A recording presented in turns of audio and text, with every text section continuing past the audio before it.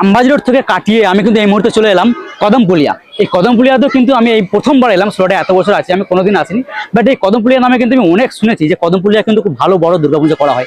এখানে অত বড় কিন্তু মণ্ডপ তো করা হয়নি, তো এটা একটা মানে কোনো একটা হলের মধ্যেই মানে এই দুর্গাপুজো প্রতিমা উদযাপিত করছে এখানকার যে স্থানীয় বাঙালিরা রয়েছে। এখানে গরবা খেলার যে ব্যবস্থা আছে, যদিও ভোগ চলছে, এখন খাওয়া দাওয়ার ব্যবস্থা হয়েছে, আমরা খিদে পেয়েছি অনেকক্ষণ, প্রায় এখন 2টো বাজছে, খাওয়া দাওয়াটা করে নেবো। এখানে আমার মনে হয় কিছু একটা প্রোগ্রাম বা স্টেজ শো পারফরমেন্স এখানে হয়, আমি এর আগেও শুনেছি এখানে বড় বড় প্রোগ্রাম হয়, বড় বড় অর্কেস্ট্রা হয়। তো আর খাওয়া দাওয়ার ব্যবস্থা হয়েছে, দেখা যাক ভেতরে গিয়ে আমি আপনাদেরকে কিরকম কি দেখাতে পারি। বাট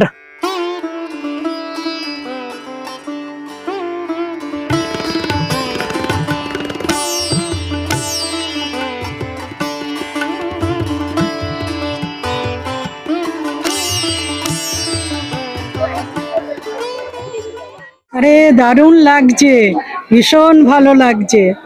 তো মানে পশ্চিমবঙ্গে আপনার বাড়ি কোথায় তাহলে?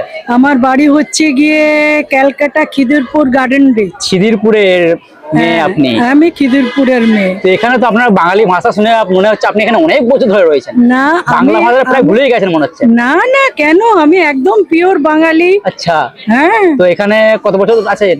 আমি এখানে 36 বছর, বিয়ে হয়েছে। 36 বছর? হ্যাঁ। বাহ। এর আগে আমি সার্ভিস করেছি কেলাল ম্যাজিশিয়ান কেলালের কাছে। ম্যাজিশিয়ান? ইয়েস, ওখানে আমি হিরোইন ছিলাম। ও এখানে এলেন না আরো কোথাও যাবেন? না, আরো 2-3 জায়গায় হচ্ছে, যেখানে যাবার একটু যাব আর কি। বেশিরভাগ সময়টা এখানেই কাটে। এখানেই হয়? এইভাবে নয়, তাও এখানে থেকে এত যে সুন্দর করে করছে এনারা, এটাই ধন্যবাদ দেওয়া। লাস্ট দুর্গাপুজো কবে কাটিয়েছেন কলকাতায়? লাস্ট হয়ে গেছে আমার কমসে কম 15 বছর হয়ে গেছে। 15 বছর আগে? তখন হ্যাঁ। আপনি অনেক বয়স কম ছিল আপনার। বয়স কম ছিল। সেই সময় দুর্গাপুজো, সেই সময় কোনো মানে ছোটবেলার কোনো স্মৃতি আছে যেটা আপনার এখনো মনে আছে, খুব ভালো লাগে এরকম কিছু? আচ্ছা, হ্যাঁ, এমনি মনে আছে। কি করতেন তখন? ছোটবেলায় ওই সময় আমি চাকরি করতাম। আচ্ছা। আমার বিয়ে হয়ে গেছে 36 ইয়ার্স। 36 ইয়ার্স? হ্যাঁ। আমার নাম ঝর্ণা, এখন ঝর্ণা ঢানকি, নয়তো ঝর্ণা রয়। ঝর্ণা রয়? হ্যাঁ। এখন ঢানকি হয়ে গেছে? এখন ধানকি হয়ে গেছে। ওকে। বছর ধরে পুজো চলছে, মানে আপনাদের সংগঠনের নামটা কি আগে বলেন? সংগঠনের নাম হচ্ছে বঙ্গ সংস্কৃতি সংগঠন সুরাট। এটা আমাদের 44 ইয়ার্স অফ সেলিব্রেশন দুর্গা পূজা।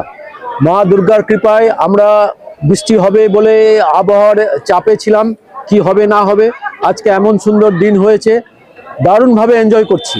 মানে যেসব বেসিক্যালি বাঙালিরা রয়েছে তারা কিরকম কর্মরত আর কি? বিভিন্ন ফিল্ডে আছে, বিভিন্ন ফিল্ডে আছে। বেশিরভাগ ফিল্ড হচ্ছে সোনা রূপার কাজে বেশি বাঙালি আছে এখানে। ওকে। বাকি টেক্সটাইলে তারপরে স্টেজে আছে। আচ্ছা। হ্যাঁ, কনস্ট্রাকশনেও আছে, টেক্সটাইল ইঞ্জিনিয়ার্স, প্লাস নিজস্ব বিজনেস ডিফারেন্ট ভাবে অনেকে বিজনেস। 37 বছর আগে, এখন আমি আর কলকাতা ফিরে যেতে চাইছি না, এখানে সেটেল হয়ে গেছে। তার মানে দেখা গেল তো আমরা সবাই এখানে প্রবাসী। তো প্রবাসী দুর্গাপুজো মানে একটা বাঙালির ইমোশন, একটা আবেগ।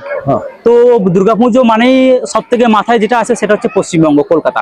তো সেই জায়গায় দাঁড়িয়ে দুর্গাপুজোটাকে অ্যাজ এ সুরাট, তো পশ্চিমবঙ্গ কিরকম কি কম্পেয়ার, কিভাবে দেখুন? পশ্চিমবঙ্গের পুজোর সাথে আমাদের পুজো আমরা কম্পেয়ার করি না। আমাদের আড়ম্বরতার চেয়েও বেশি পুজোর ভক্তি ভাবনা নিষ্ঠা দিয়ে আমরা পুজো করি। আর আমাদের যত ক্লাব মেম্বার, আমরা হচ্ছে একটা family, but they are all members of the club. Puja খুবই ভালো কাটাচ্ছে, আমরা ডাইরেক্টলি ইনভলভ আমাদের এই পুজোয়। বিগত এই পুজো হচ্ছে 44 ইয়ার, আমি এই পুজোতে আছি প্রায় 32-33 বছর, এবং আমি যতদিন থেকে আছি এই পুজোর খুবই ভালো লাগে। একটা ফ্যামিলিয়ার অ্যাটমসফিয়ারে আমরা পুজোটা করি, বাইরের থেকে যারা আসে বা আমাদের ভেতরে যারা আছে সবাই এনজয় করে।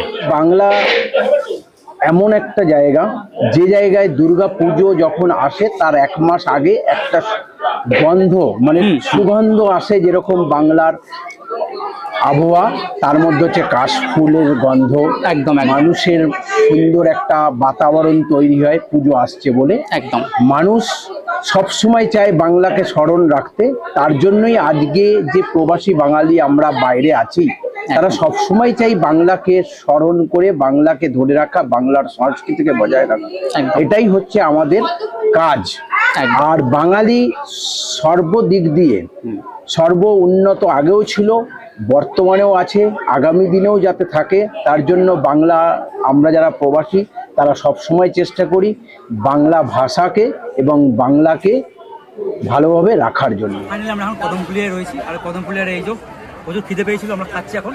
এখানে কি কি আছে আমরা একটু দেখিয়ে দিই। হ্যাঁ, লুচি আছে, একটা তরকারি আছে, একটা ডাল আছে, একটা তরকারি আছে, পাঁপড় আছে, বোঁদে আছে, একটা আচার আছে। এবার যাই হোক, অনেক খিদে পেয়েছে, একটু খাওয়া দাওয়া করে নিই। ব্যাস।